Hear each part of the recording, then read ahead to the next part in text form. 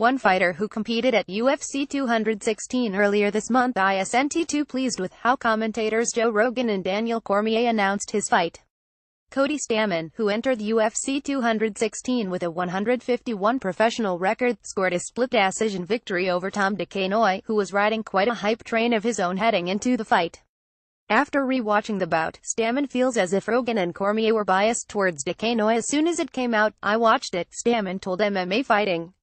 "I had my phone hooked up to my Bluetooth, I was with a few people and I was listening to the commentary, and now by the end of the first round I was frustrated enough to want to throw my phone through a wall after what they were saying.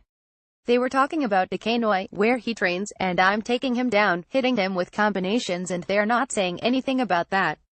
I felt like Daniel Cormier and Joe Rogan owe me a little bit of an apology. I felt like they were way more biased than they normally would be, and I'm really not one to complain about that kind of stuff, but I was like, holy cow.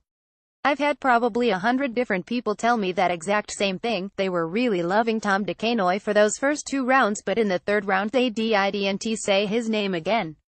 So I guess I'm happy that I won them over, but at the same time, that's not their job to be that biased." Despite the fact that he wasn't pleased with how the fight was commentated, Stamann remains thankful that he took the opportunity to fight Duquesnoy and that he was able to steal that shine. "I think when you go in there and beat a guy that everyone is talking about being the next bantamweight champion, I definitely think a lot of people opened their eyes up to me as an athlete on Saturday night," said Stamann.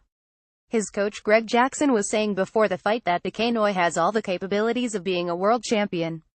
All these different media analysts were saying this guy's the next thing, like, watch out Cody Garbrandt, this guy, he's coming for everybody, he's got a humongous following, he's got the whole country of France following him basically. He had every single thing that the UFC would want in a guy coming into the UFC. All the hype, everybody thought he was the man, so when I had the opportunity to fight him I was all over that. I knew that was my opportunity to steal that shine." What do you make of Stamann's comments? Next, Khabib, Tony Ferguson, not Conor McGregor, is the real champion.